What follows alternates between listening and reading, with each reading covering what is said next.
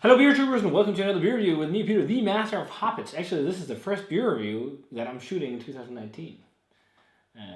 Because right now it's a backlog. Some of you guys who followed me on Facebook will know because I talked about it in a live stream. And also, a lot of people have been asking about the foul beer tasting extravaganza, and it's not been shot yet, even though. Yet. Yeah. Well, the problem is, we can't really get any foul beers anymore that we haven't included. Like the local selection is just crap, and there's really online shops, as far as I know, that where you can get just crappy beers.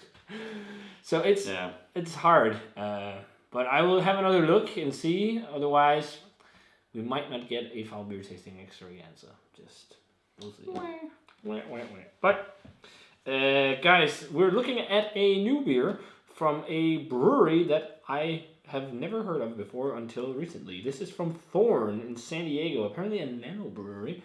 And Brewery provided this beer because they just got a huge palette of different San Diego and California beers on their web shop. And some was from Thorn, some Abnormal, some Kings, actually quite a few breweries I haven't heard of before. Yeah, Kings was new to me as well, breweries. and Council. But this one I thought I should get because it's a classic West Coast IPA, and I haven't had one of those in a while. So this is made for the 30th, or was it 30th? Oh, it was 10th, sorry, 10th. I don't know why I said 30th, but 10th anniversary of Tornado in San Diego. It's a famous craft beer bar. I've been there myself, it's a great place. And they made this 6.4% West Coast IPA called Service Pig. So Service Pig was hopped with Simcoe, Centennial, Amarillo, Citra, and Columbus. So quite classic hop combo, actually, for West Coast IPA. Very West Coast. It's cool. Probably Columbus for bittering. So we got it poured. Yeah. And it looks like a West Coast IPA. Crystal clear. Golden, yellow color. Yeah. It looks very nice in the glass. Slightly off-white head. Yep. Check out the aroma. West Coast. Yeah. Oh, it's really orangey, actually. Yeah, it's actually quite juicy smelling. Yeah. It's like lots of juicy, fresh orange paired with pithy and yeah. But to me, it almost has that oily kind of like the hop resin oily kind of. The resins, yes. Yeah. And also on top of it, it's for sure. And that was also one of the things that you often found in West Coast IPAs. And on top of that, also some pine. Yeah, definitely piney. Yeah. A little bit of floral, but like general, like big punchy fruity aromas with also some dankness, and then like the kind of like classic pithy, more rindy citrus flavors, and like the pine is like what you expect in the West Coast IPAs. Yeah.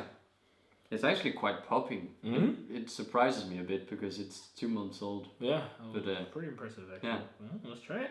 Cheers, and thanks to Brewery for the beer. Cheers.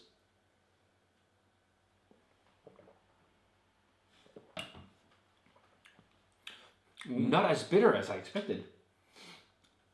There's definitely a good kick of bitterness. Yeah. Oh no, it's pulling on the back end. Yeah. It has that resiny, piney. It reminds me a bit of like a 6 Point. You know, their beers is usually quite resiny in the aftertaste. It reminds me of drinking West Coast IPAs. Man, it's been a while since I had one of these. I was like a bitter West Coast IPA because I had some attempts at West Coast IPA that's not really been that bitter, but nice raspy bitterness, drying out the palate with this piney, pithy citrus peel flavor. And that oily sensation is there in the back end, hot resin flavor, but lots of orange and sweet citrus as well. Yeah, but I'm not getting as much of that juicy orange note up front as I expected. No, and that's probably also because of the freshness. I think so. Imagine. But for being borderline 2 months, it's actually drinking quite well. Yeah. Which is very nice. Yeah, I think so. And maybe that's because it's been in a can, it's been air shipped, all this stuff. Yeah. Cold. But it's nice. It's a nice West Coast IPA. Yeah.